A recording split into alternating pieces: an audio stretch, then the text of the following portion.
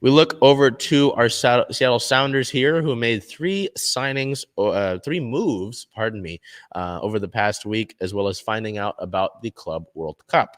So, firstly, on December 13th, the team signed goalkeeper Jacob Castro. The Sounders FC Academy product signed a one-year deal with the club options,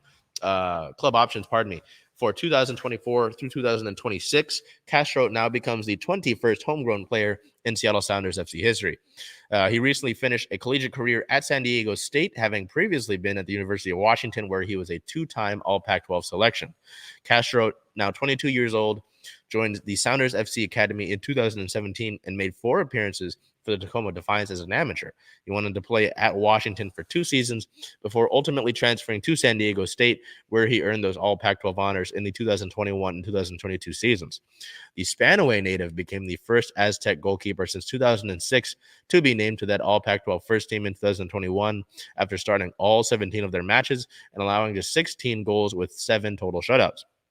He earned a All-Pac-12 second-team honor in the 2022 season after recording 3 shutouts through 16 starts. Before he joined the Sounders Academy, Castro earned All-State honors as a junior at Spanaway Lake High School, where he also played wide receiver for the football team for 2 seasons. So just looking at that, it's cool to see a local guy join the Sounders. I mean, 21st homegrown player in Sounders FC history. And, it makes you think a little bit about the goalkeeper situation, just considering, Stephen Fry, Stephen Cleveland. Maybe Castro gets some impact there. I know Andrew Thomas, essentially the third goalkeeper, had some injury concerns at the end of the season there. But it's nice. It's always nice to see the homegrown player signings, especially the guy who was a Husky at one point. I hope there's no ill connotation there because, as a Husky, and I mentioned the Husky part, but obviously he transferred. I digress. But no, it's really cool to see that, and I'm sure that we'll see Castro a lot with the Tacoma Defiance next season, as the Defiance look to really build off of a really strong season this past year as they played at Starfire. But again, just at least for me as a local guy, it's cool to see the homegrown player signings all the time. It's awesome. On the 14th, just a day later, the Sounders would re-sign forward Fredy Montero. So I know that we've talked about Montero, his option being declined, but the team's still discussing with him a contract. So on the 14th, that materialized. The team signed Montero to a one-year deal for the 2023 season. 2023 season. He's the club's all-time leading goal scorer. If you didn't know, he returns to Seattle after tallying 8 goals across all competitions this past 2022 year. It'll mark the Colombian's 7th overall season with the Grave Green, having spent a stint from 2009 to 2012 and now 2021 to the present, where he has tallied 76 goals and 51 assists across all competitions. General Manager and Chief Soccer Officer Craig Waibel had this to say about Montero. Fredy continues to prove that he is a valuable player for our team, both on and off the field. On top of being a fan favorite, Fredy is a reliable goal scorer, as demonstrated in his decorated career around the world. We welcome his skill, experience, and veteran leadership in 2023. The 35-year-old Montero originally joined the Sounders back during its inaugural season in the MLS in 2009 and immediately established himself as a scoring threat, tallying 12 goals across all competitions in his first year with the club. He notably scored in the 2009 Lamar Hunt U.S. Open Cup final, helping the Sounders win their first major trophy in the first year in MLS. He led Seattle in scoring each year from 09 through 11 and recorded double-digit goal totals in each of his 4 seasons in Seattle. After he had an 8-year absence that saw him play in Colombia, Portugal, China, and Vancouver, he did return to the Sounders in 2021, where he added 16 goals to his franchise record total. Montero scored 3 goals during Seattle's title-winning 2022 CONCACAF Champions League tournament run, while filling in for injured starting striker Raul Ruidiaz.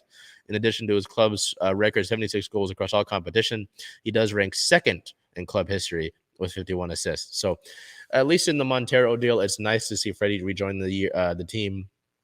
It's a 1-year deal. It's a low impact signing necessarily. You get a veteran presence that's been with the club that has made an impact last year in the last few years.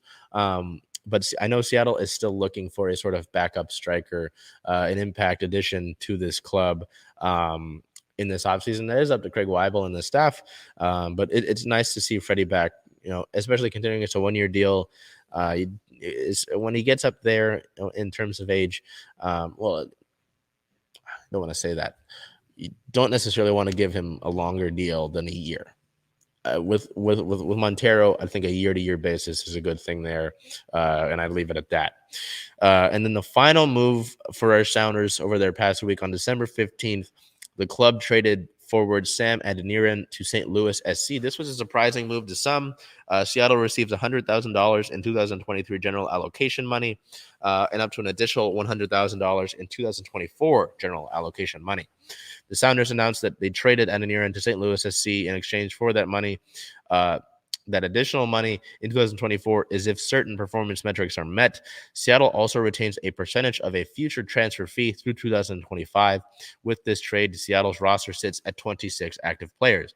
Now, this was, I understand being confused by this move. Adeniran, was loaned out to, I believe it was San Antonio and USL, and they won a championship. And Adeniran was part of that. And it was looked at, he's a young forward, he was kind of not, he was bored with the competition with the Defiance, and so they loaned him to San Antonio. I don't necessarily see I can understand the trade. You get that allocation money, fine. Maybe it's a buildup for another player that you're looking at in a different time here. Maybe you didn't have the most concrete plans for Adeniran going forward. I just talked about a backup striker.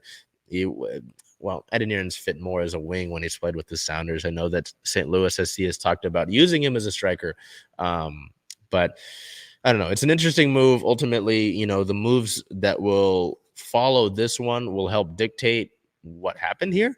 Will help not dictate, but help give a better answer to what happened here. But certainly it is interesting just to take a look at this and wonder why it happened in the grand scheme of things, I guess. Anyway, moving on from that, we do have Club World Cup information that kind of went back and forth. So again, there's been talk about it not even happening. There was some minor rumors that it would take place here in the United States. December 14th, FIFA informed Real Madrid that the Club World Cup would take place from February 1st through 11th in Abu Dhabi.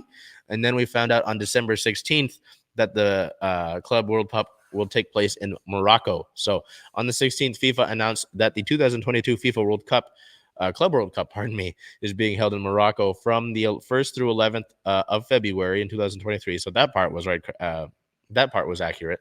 The 7-team tournament features the Champions League winners from each confederation around the globe, in addition to a representative from the host nation. Sounders FC is the first MLS side to participate in the competition, with Mexican clubs representing CONCACAF in all but one of the previous iterations of the tournament.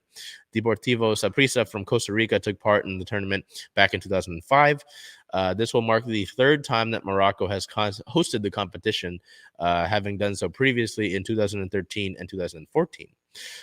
Sounders general manager and chief soccer officer Craig Waibel had a quote saying, "It's with great privilege that we now prepare to head to Morocco for such a thrilling opportunity. On top of the chance to play some of the world's best clubs, I can't think of a better way to prepare for the 2023 campaign that also includes a dynamic international competition in Leagues Cup. We look forward to working with FIFA and competing with our fellow clubs in Morocco." So I'll drop the banner on you here for you. what do you think the Sounders will make any noise or not in the Club World Cup? It'll be interesting. Again, this also falls on whether or not the Sounders make certain moves to put them in a position of being good enough to really compete in the Club World Cup. You know, getting João Paulo back from injury will be huge. Having the side healthy is the first thing. But how they're able to gel this year after not looking like they could be consistently cohesive throughout the last season is a big deal as well, because you've got a largely returning cast for the 2023 season from 2022. Again, you'd like to add to that and just generally be better. But, you know, considering that you've got this returning cast, you're going to have to be better from within. It's going to have to take the guys that are in that locker room to get better because of themselves. They're not, you know, it's not like you got a large amount of money that you're going to splash on a transfer, I don't imagine. It's going to have to come from this veteran leadership group that's been together for years, and the other players that have been a part of this squad for years. So that's something to watch. I say the Sounders might take a game here, but outside of that, I can't really see necessarily too much else going on for the Rave Green in the Club World Cup.